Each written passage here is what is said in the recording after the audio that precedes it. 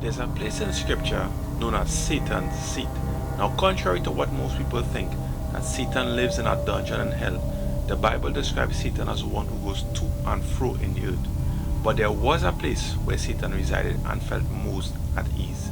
So when and where was this place, and what was it like? In Revelations 2:12 to 13 it says, "And to the angel of the church at Pergamos write, These things said he which had the sharp sword with two edges, I know thy works, and where thou dwellest, even where Satan's seat is.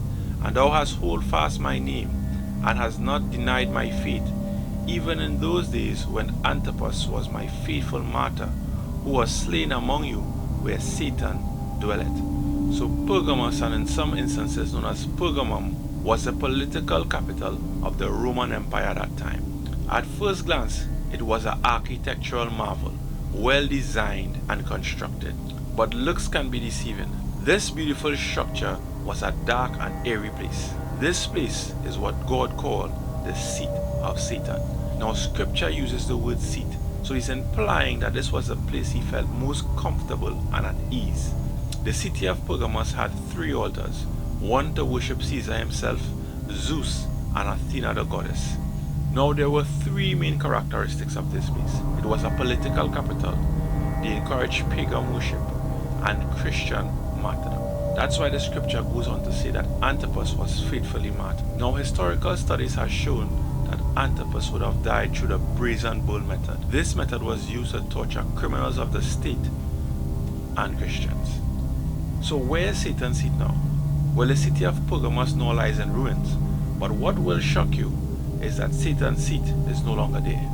In 1864, a gentleman by the name of Carl Humann would have received permission to excavate Zeus's throne, also known as Satan's seat, to a museum in Belgium. It is here a gentleman by the name of Albert Speer would have encountered Satan's seat. Albert Speer was a head architectural engineer for the Nazi party under Adolf Hitler. He would then use the designs of Satan's seat to construct what is known as the Zebulon Tribune, the place where Adolf Hitler held all his political rallies and was the rise of Nazi Germany. So what can we learn from this? Well, for those of you who have a misconception of where the enemy lies, Satan has always played an influential role in politics and global affairs.